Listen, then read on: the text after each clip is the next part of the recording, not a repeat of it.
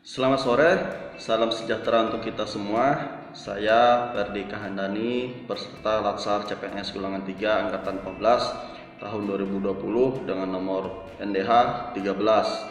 Sore ini saya akan meresume materi nasionalisme ASN yang disampaikan oleh Bapak Andi Wahyudi.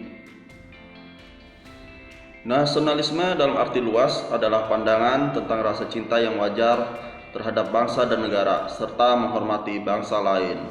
Nasionalisme Pancasila adalah pandangan atau paham kecintaan manusia Indonesia terhadap bangsa dan tanah airnya yang dilandasi nilai-nilai Pancasila. Implementasi nilai Pancasila yang pertama adalah ketuhanan Yang Maha Esa, yaitu menempatkan Pancasila secara proporsional. Pancasila bukan agama, melibatkan nilai moral agama, menjamin kemerdekaan dalam memeluk agamanya. Yang kedua, nilai kemanusiaan bila ke dalam, yaitu menjunjung tinggi hak asasi manusia, dan apabila keluar itu negara Indonesia memiliki politik luar negeri bebas dan aktif. Nilai persatuan yaitu pengakuan hak asal usul daerah seperti daerah istimewa, desa, kampung, dan adat. Nah, untuk terkait ASN itu sebagai perekat bangsa dan pemersatu bangsa. Yang keempat, nilai permusyawarakatan, yaitu berkaitan dan adanya saling musyawarah antar masyarakat. Yang kelima, keadilan sosial, relasi yang adil tiap tingkatan masyarakat, kesempatan yang sama, fasilitas akses yang sama, dan ikut berpartisipasi dalam mengambil keputusan bagi semua orang. Nah, itu nilai-nilai yang berkaitan dengan implementasi nilai Pancasila dalam nasionalisme. Nah, dalam aparatur sipil negara itu diatur dalam Undang-Undang Nomor 5 Tahun 2015 tentang ASN. Nah, jadi dalam pasal 1 dan 6 ASN itu terdiri dari PNS dan PPK. Sedangkan di pasal 10 sampai 11 itu menjelaskan tentang fungsi tugas ASN. Yang pertama adalah melaksanakan kebijakan publik yang dibuat oleh PPK. Yang kedua, melaksanakan pelayanan publik yang profesional dan berkualitas.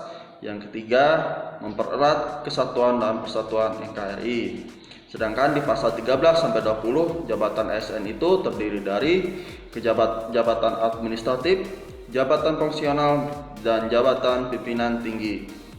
Nah, jadi dalam menyusun kebijakan itu ada siklusnya, yaitu siklus yang pertama adalah agenda, menyusun kebijakan,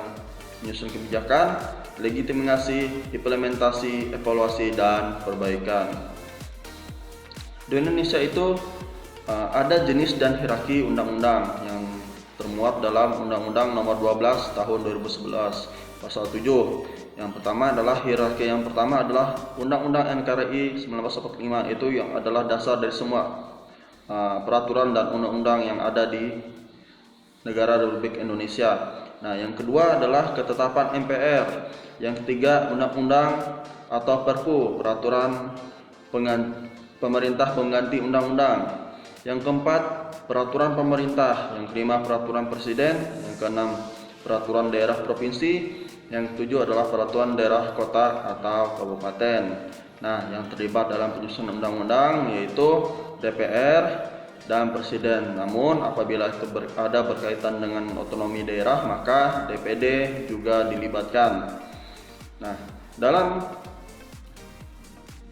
pelayanan publik itu ada standar yang sudah ditetapkan oleh Menpan RB nomor 15 tahun 2015, yaitu service delivery, yang di dalamnya adalah persyaratan, kemudian yang kedua adalah sistem mekanisme dan prosedur, jangka waktu pelayanan, biaya atau tarif, produk layanan, dan yang keenam adalah penanganan pengaduan saran dan masukan. Sedangkan manufakturnya adalah yang pertama dasar hukum, yang kedua sarana dan prasarana, yang ketiga kompetensi pelaksana, yang keempat pengawasan internal, yang kelima jumlah pelaksana, yang keenam jaminan pelayanan, yang ketujuh jaminan keamanan dan keselamatan pelayanan, yang terakhir adalah evaluasi kinerja pelayanan. Demikian resume saya tentang nasionalisme hari ini. Sampai bertemu dengan materi selanjutnya. Selamat sore.